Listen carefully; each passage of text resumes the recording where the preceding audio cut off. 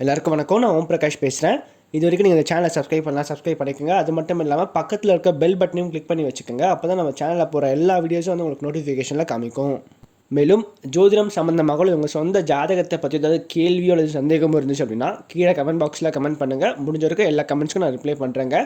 அது மட்டும் இல்லாமல் உங்களுக்கு வந்து உங்களோட சுய ஜாதகத்தை பற்றி முழுசாக தெரிஞ்சுக்கணும், அஸ்ட்ராலஜி கன்சல்டேஷன் அதாவது ஜோதிடம் சம்மந்தமான ஆலோசனைகளுக்கு கீழே வந்து என்னோடய வாட்ஸ்அப் நம்பர் கொடுத்துருக்கேன். நீங்கள் வந்து அந்த நம்பருக்கு வந்து தொடர்பு கொள்ளலாம். கீழே டிஸ்கிரிப்ஷனில் நம்பர் வந்து கொடுத்துருக்கேங்க. இதோட நம்ம என்ன பார்க்க போறோம் அப்படின்னா, மகர ராசியில பிறந்தவங்களுக்கு 2024ஆம் ஆண்டு ஜூலை மாத ராசி பலன்களை பற்றி நம்ம தெளிவா பார்க்க போறோம். ஜூலை மாதம் என்னென்ன மாற்றம் நடக்க போது, என்ன புது விஷயங்கள் காத்துட்டு இருக்குன்னு சொல்லிட்டு தெளிவா பார்க்கலாம் வாங்க. மகர ராசி அதிபதி யாருன்னு பார்த்தீங்கன்னா சனி பகவான். மகர ராசி கால புருஷனுக்கு 10வது ராசியா வருதுங்க. நட்சத்திரங்களை பொறுத்த வரைக்கும் மகர ராசியில உத்திராடம் 2, 3 மற்றும் 4ஆம் பாதமும், திருவோணம் முதல் 4 அட்சர பாதங்களையும், அவிட்டம் முதல் 2 அட்சர பாதங்களையும் கொண்டுள்ள ஒரு ராசி தாங்க இந்த மகர ராசி. மகர ராசிக்காரங்களை பொறுத்த வரைக்கும் இந்த காலகட்டம் எப்படி இருக்கும்? அதாவது இந்த காலகட்டத்தில் பார்த்தீங்கன்னா ராசிக்கு 2ஆம் இடமான குடும்பஸ்தானத்துல சனி பகவான் வக்ரமா இருக்காருங்க. அதே மாதிரி மாதத்துடைய முதல் பகுதியில ராசிக்கு 4ஆம் இடத்துல செவ்வாயும், 2வது பகுதியில 5ஆம் இடத்துல குருவோட செவ்வாய் சேரவும் போறார். அதே மாதிரி இந்த மாதத்துடைய செகண்ட் ஹாஃப்ல வந்து பார்த்தீங்கன்னா ராசிக்கு 7ஆம் இடத்துக்கு சுக்கிரனும் சூரியனும் வராங்க. ஸோ இதுதான் இந்த மாதத்துடைய முக்கியமான கிரகங்களுடைய கிரக நிலைகள். ஸோ இந்த காலகட்டம் எப்படி இருக்கும்? முதல்ல வந்து 2ஆம் இடமான குடும்பஸ்தானத்தில் சனி பகவான் வக்ரமாகிறது சிறப்பு தான். குடும்பத்துல இதனால் வரைக்கும் இருந்து வந்த குழப்பங்கள், பிரச்சனைகள், கருத்து வேறுபாடுகள் வந்து மெல்ல மெல்ல ஒரு தீர்வுக்கு வரும். அதோடு மட்டும் இல்லாம இந்த சனி வந்து ஆட்சி பெற்று வக்ரமாகிறதுனால ரொம்ப நல்ல ஒரு அமைப்பு அப்படின்னு தான் சொல்லணும். சரிங்களா? குறிப்பா வருமானம் கொஞ்சம் அதிகரிக்குங்க. இல்லற வாழ்க்கை நல்லா இருக்கும். குடும்பத்துல நாள் வரைக்கும் இருந்த பிரச்சனைகள், ஹஸ்பண்ட் ஒய்ஃப்ல இருந்த பிரச்சனைகள், மனஸ்தாபங்கள், கருத்து வேறுபாடுகள் மெல்ல மெல்ல குறைய ஆரம்பிக்கும். அது மட்டும் இல்லாம இந்த மாதத்திய 2வது பகுதியில ராசிக்கு 7ஆம் இடத்துல சூரியன் வர்றதுனால கொஞ்சம் வந்து வாழ்க்கை துணையர்கிட்ட விட்டு கொடுத்து போங்க இந்த மாதத்திய செகண்ட் ஹாஃப்ல மட்டும். மேலும் ஏற்கனவே வந்து பார்த்தீங்கன்னா நம்ம சேனலில் வந்து சனி வக்ர பயிற்சி பலன்களை பற்றி நம்ம ஆடியோ வீடியோ அப்லோட் பண்ணியிருக்கேன். இது வரைக்கும் பார்க்காதவங்க டிஸ்கிரிப்ஷன் லிங்க் கொடுத்துருக்கேன். விருப்பம் தான் நீங்கள் பார்க்கலாம். ஏன்னா அடுத்த 4.5 மாதம் சனி பகவான் வக்ரமாக தான் இருப்பார். ஸோ இந்த 4.5 மாதம் என்ன பலன்கள் கொடுக்க போறார் அப்படின்னு சொல்லிட்டு நம்ம போட்டிருக்கோம். அடுத்து வந்து பார்த்தீங்கன்னா ராசிக்கு 4ஆம் இடத்துல செவ்வாய் வந்து இந்த மாதத்துடைய முதல் பகுதியில் இருக்காருங்க. குறிப்பாக ஜூலை மாதம் 13ஆம் தேதி வரைக்கும் ராசிக்கு 4ஆம் இடத்துல இருக்கார். செவ்வாய் 4ஆம் இடத்துல இருக்கிறது ஒரு வகையில் நல்ல ஒரு அமைப்பு தான். தொழில் ரீதியாக சில முன்னேற்றங்களை கொடுப்பார், சில வருமானத்தை கொடுப்பார், சில ஏற்றங்களை கொடுப்பார். அது மட்டும் இல்லாமல் 4ஆம் இடம்ன்றது அந்த ரியல் எஸ்டேட் சம்மந்தப்பட்ட பிஸ்னஸ் பண்ணுறவங்களுக்கும் இந்த காலகட்டம் நல்ல ஒரு ஒத்துழைப்பை கொடுக்கும். அதே மாதிரி விவசாயம் சம்மந்தப்பட்ட துறையில் இருக்கிறவங்களுக்கும் நல்ல ஒரு ஒத்துழைப்பை கொடுக்கும் அப்படின்னு சொல்லலாம். அதே மாதிரி இந்த காலகட்டத்தை பொறுத்த வரைக்கும் லேண்டு வாங்கலாம், அல்லது வந்து பார்த்தீங்கன்னா வீடு கட்டலாம், அல்லது வீடு கட்டுறதுக்கான முயற்சிகளை நீங்கள் எடுக்கலாம் இந்த காலகட்டத்தை பொறுத்த வரைக்கும். அது மட்டும் இல்லாமல் 5ஆம் இடத்துல குரு பகவான் அமர்ந்திருக்கிறது ஒரு வகையில் நல்ல ஒரு அமைப்பு தாங்க. எண்ணங்கள் தெளிவாக இருக்கும், மனசு தெளிவாகவும் சந்தோஷமா இருப்பீங்க. எவ்வளோ கவலை இருந்தாலும் பார்த்துக்கலாம் அப்படின்ற ஒரு எண்ணம் மனசுல ஓடிட்டு இருக்கும். சரிங்களா? தலைக்கு மேல வெள்ளம் போனா கூட பரவாயில்லைங்க, நம்ம மேல நம்பிக்கை இருக்கு, கடவுள் மேல இருக்கான், அவன் பார்த்துப்பான்ற ஒரு எண்ணத்துல வாழ்க்கையை வந்து ஓட்டுவீங்க. ஸோ அந்த மாதிரி ஒரு அமைப்பை வந்து குரு கொடுப்பார். எப்பவுமே அந்த பாக்கியத்துல குரு இருந்தாலும் சரிங்க, 5ஆம் இடத்துல குரு இருந்தாலும் சரிங்க, அந்த நபர்கள் வந்து வாழ்க்கையில எவ்வளவு கஷ்டங்கள் வந்தாலும் நமக்கு மேல ஒருத்தருக்கு அவன் பார்த்துப்பான்ற ஒரு எண்ணத்துல வாழ்க்கையை வந்து ஓட்டிட்டு இருப்பாங்க. ஸோ இப்படிப்பட்ட சில நல்ல அமைப்புகளையும் குரு பகவான் கொடுப்பார் அப்படின்னு சொல்லலாம்.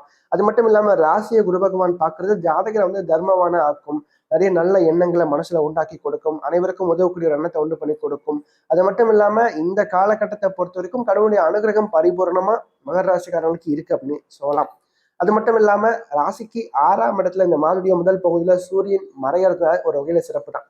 அட்டமாதிபதி 6ல மறையிறது இந்த கடன், நோய், எதிரி சம்பந்தப்பட்ட விஷயங்கள்ல இருந்து ஒரு முடிவுக்கு வரும். அதாவது இந்த மாதத்துடைய முதல் பகுதியில் இந்த ஹெல்த் பாயிண்ட் ஆஃப் வியூ பொறுத்த வரைக்கும் மாதத்துடைய முதல் பகுதி நல்லா இருக்குங்க. சரிங்களா? ஆனால் செகண்ட் ஹாஃப்ல இருந்து வந்து பார்த்தீங்கன்னா ராசிய சூரியன் பார்க்குறார். ராசிய சூரியன் பார்க்கும்போது என்ன ஆகும்? மனசுல தன்னம்பிக்கை கிடைக்கும், தைரியம் கிடைக்கும், ஒரு அசகாய சூரனா நீங்க இருப்பீங்க. எந்த ஒரு விஷயத்தையும் பார்த்தீங்கன்னா தைரியமா முயற்சி பண்ணி அதில் வெற்றியும் பெறுவீங்க. ஆனா அதே பாயிண்ட் ஆஃப் வியூல 7ஆம் இடத்துக்கு சூரியன் வரும்போது என்ன ஆகும்னா கொஞ்சம் வாழ்க்கை துணையாருக்கும் உங்களுக்கும் சின்ன சின்ன கருத்து வேறுபாட்டை உண்டு பண்ணி கொடுப்பார் இந்த மாதத்துடைய 2வது பகுதியில. அப்போ நீங்க விட்டு கொடுத்து போகணும், அனுசரிச்சு போகணும். அதே மாதிரி வாழ்க்கை துணையாருக்கும் ஏதாவது உடல் உபாதை ஏற்படுறதுக்கு வாய்ப்பு இருக்கு. அதே மாதிரி உங்களுடைய ஆரோக்கியத்தையும் கொஞ்சம் அக்கறை நீங்க இந்த மாதத்துடைய 2வது பகுதியில் எடுத்துக்கிறது சிறப்பா இருக்கும் மகர ராசிக்காரங்களை பொறுத்த வரைக்கும். அதோட மட்டும் இல்லாம இந்த காலகட்டத்தில் வந்து பார்த்தீங்கன்னா இந்த காதல் வாழ்க்கை இருக்கிறவங்களுக்கும் பார்த்தீங்கன்னா அந்த காதல்ல சின்ன சின்ன சலசலப்புகள், சின்ன சின்ன கருத்து வேறுபாடுகள் ஏற்படும். 5ஆம் அதிபதி 7ல உட்கார்றதுனால கொஞ்சம் பிரச்சனைக்குரிய ஒரு திருமணம், அதாவது வந்து சடனா மேரேஜ் ஃபிக்ஸ் ஆகி திருமணத்துல முடியறது. ஸோ இந்த மாதிரியான விஷயங்கள் நடக்கிறதுக்கும் வாய்ப்புகள் இருக்கு இந்த மாதத்துடைய செகண்ட் ஹாஃப்ல. அதோடு மட்டும் இல்லாமல் ராசிக்கு 5ஆம் இடத்துல செவ்வாயும் வர்றதுனால இந்த குருமங்கள யோகம் அப்படின்னு சொல்லுவோம். செவ்வாயும் குருவும் சேர்றத குருமங்கள யோகம் அப்படின்னு சொல்லுவோம். ஸோ இந்த 2 கிரகங்களும் ஒன்றாக சேர்ந்து 5ஆம் இடமான புத்தி ஸ்தானத்துல போய் உட்காந்துருக்கனால திடகார்த்தமான மனம் இருக்கும், தெளிவான ஒரு சிந்தனை இருக்கும், தைரியமா முயற்சி பண்ணுவீங்க, அது தைரியமா வந்து கரெக்டாக எக்ஸிக்யூட் பண்ணி அதை ஜெயிச்சும் காமிப்பீங்க. அது மட்டும் இல்லாமல் வேலை செய்கிற இடத்துல பார்த்தீங்கன்னா ஒரு ப்ரொமோஷன்ஸ் கிடைக்கிறது, பதவி உயர்வு கிடைக்கிறது, ரொம்ப நாளாக கிடைக்காம இருந்த சில விஷயங்கள் தற்போது கிடைக்கும். அது மட்டும் இல்லாமல் உங்களோட திறமைகள் தற்போது வெளிப்படுங்க, ரொம்ப ஆக்டிவாக இருப்பீங்க, எல்லாருக்கிட்டையும் நல்ல ஒரு இம்ப்ரெஷன்ஸை வளர்ப்பீங்க. அது மட்டும் இல்லாமல் மூத்த அதிகாரிகிட்ட நல்ல ஒரு பெயரை வாங்குவீங்க, கரெக்டான டைமில் வேலையை முடிப்பீங்க. ஸோ எல்லா இடத்துலையும் நல்ல ஒரு நற்பெயரை வாங்குவீங்க. அது மட்டும் இல்லாமல் லாபாதிபதி லாபஸ்தானத்தை பார்க்கறதும் இந்த குரு பகவானும் சேர்ந்து லாபஸ்தானத்தை பார்க்கறதும் சிறப்பு தான். நல்ல ஒரு வருமானம் கிடைக்கும், நல்ல ஒரு பண வரவு கிடைக்கும். இந்த மாதிரி செகண்ட் ஹாஃப்ல இருந்து ஓரளவுக்கு இன்கம்மை பொறுத்த வரைக்கும் சுத்தமா காசே இல்லைங்க அப்படின்றவங்களுக்கு கூட ஓரளவுக்கு வருமானம் வருங்க இந்த காலகட்டத்தை பொறுத்த வரைக்கும். இந்த வருமானம் அப்படின்ற விஷயம் நம்ம ஜாதகத்தை வச்சு நம்ம பார்க்கணும், சரிங்களா? இந்த கோச்சார பலன்கள் அப்படின்றது ஒரு 40% மட்டும்தான். மீதி 60% ஒரு சுய ஜாதகம் மட்டும்தான் வேலை செய்யும், சரிங்களா? 40% மட்டும்தான் இந்த கோச்சார பலன்கள். மீதி 60% உங்க சுய ஜாதகத்தை பார்த்தா பலன் சொல்ல முடியும்.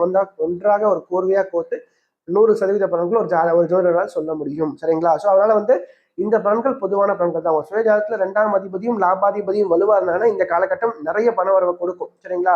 பலம் இழந்து இருக்கிறவங்களுக்கு ஓரளவுக்கு இன்கம் வந்து கொடுக்கும் அப்படின்னு சொல்லலாம். அப்படிதான் நீங்க இந்த பலன்களை எடுத்துக்கணும் கூட. அதுக்கடுத்து வந்து திருமண வாழ்க்கையை பொறுத்த வரைக்கும் இந்த முதல் திருமண வாழ்க்கை யாருக்கெல்லாம் பிரச்சனை குறைதா போய் முடிஞ்சு 2வது திருமணத்துக்காக முயற்சி பண்ணிட்டு இருக்கவங்க பார்த்தீங்கன்னா இந்த காலகட்டம் இந்த செகண்ட் மேரேஜ் ஒன்று பண்ணி கொடுக்கும் அப்படின்னு சொல்லலாம். செகண்ட் மேரேஜுக்கான ஆப்பர்ச்சுனிட்டிஸ் கொஞ்சம் அதிகமாக இருக்கு இந்த காலகட்டத்தில் அப்படின்னு சொல்லலாம். அது மட்டும் இல்லாமல் திருமணம் ஆகி அந்த குழந்தை பாக்கியம் காலதாமதமாயிட்டு இருக்கிறவங்களுக்கு அந்த குழந்தை பாக்கியம் புத்திர பாக்கியம் சம்பந்தப்பட்ட விஷயத்துல இயக்கங்கள் தற்போது சரியாகும். இந்த குழந்தை பாக்கியத்தை அந்த குரு பகவானும் சரி சுக்கிரனும் சரி ஏற்படுத்தி கொடுப்பாங்க அப்படின்னு சொல்லலாம் இந்த காலகட்டத்தை பொறுத்த வரைக்கும். அது மட்டும் இல்லாம இந்த மார்ச் செகண்ட் ஹாஃப்ல வந்து பாத்தீங்கன்னா பாக்கியாதிபதினு சொல்லப்படக்கூடிய புதன் ராசிக்கு 8ல மறைகிறாருங்க. அது மட்டும் இல்லாம 7ஆம் இடத்துக்கு சூரியன் வரார். தந்தை சம்பந்தப்பட்ட உறவுகள் கிட்ட கொஞ்சம் விட்டு கொடுத்து போங்க, அனுசரிச்சு போங்க. தந்தையினுடைய ஆரோக்கியத்துல கொஞ்சம் கவனம் எடுத்துக்கங்க. அதே மாதிரி தந்தைக்கும் உங்களுக்கும் இடையே சின்ன சின்ன கருத்து வேறுபாடுகள் உருவாகும். கொஞ்சம் விட்டு கொடுத்து அனுசரிச்சு போயிட்டீங்கன்னாவே வாழ்க்கை சிறப்பா இருக்கும், சரிங்களா? ஸோ அதற்கடுத்து இந்த மாதம் பார்த்தீங்கன்னா செவ்வாய் குரு 2 பேருமே ரொம்ப வலுவா இருக்காங்க, சாதகமா இருக்காங்க. அப்போ வந்து பாத்தீங்கன்னா தாய் வழி உறவுகளால் சில நல்ல விஷயங்கள் காத்துட்டு இருக்கு.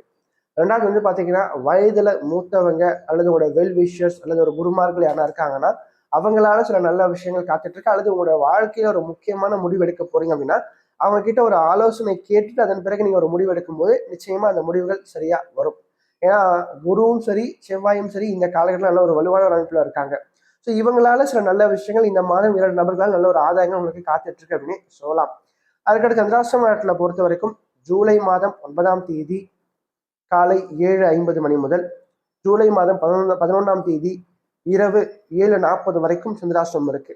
ஸோ இந்த காலகட்டங்களில் சந்திரன் ஒரு ராசிக்கு 8ஆம் இடத்துல போய் மறையும் போது சனியினுடைய பார்வையும் செவ்வாயினுடைய பார்வையும் இந்த சந்திரனுக்கு கிட்டும்.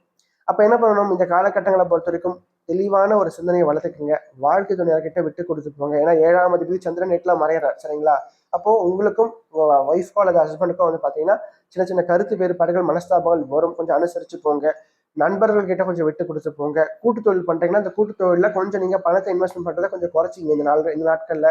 அதே மாதிரி பணம் பொருட்கள் வாங்கல வச்சுட்டு கொஞ்சம் கவனம் நீங்க இந்த நாட்கள் எடுத்துக்கிறது சிறப்பா இருக்கும். இந்த வீடியோ உங்களுக்கு பிடிச்சிருந்துச்சுன்னா லைக் பண்ணுங்கள், கமெண்ட் பண்ணுங்கள். அது மட்டும் இல்லாமல் உங்களோட ஃப்ரெண்ட்ஸுக்கும் சரி உங்களோட ஃபேமிலிக்கும் இந்த வீடியோ ஷேர் பண்ணுங்கள். ஏன்னா அவங்களோட வாழ்க்கையில் கண்டிப்பாக ஒரு மாற்றத்தை ஏற்படுத்தக்கூடிய வகையில் இந்த வீடியோ இருக்கும். குறிப்பாக சொல்லப்போனால் கஷ்டத்தில் இருக்கக்கூடியவங்களுக்கு இந்த வீடியோ ஷேர் பண்ணுங்கள். அவங்களோட வாழ்க்கையில் ஒரு தன்னம்பிக்கை ஊட்டுறதுக்காகவும் ஒரு மாற்றத்தை ஏற்படுத்தும் வகையில் இந்த வீடியோ நிச்சயமாக அவங்களோட வாழ்க்கையில் அமையும்.